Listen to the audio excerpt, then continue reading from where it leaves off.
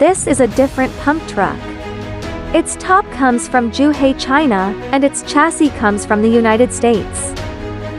This is a 38 meters pump truck customized by JIUHE for American customers. Expand into the US market.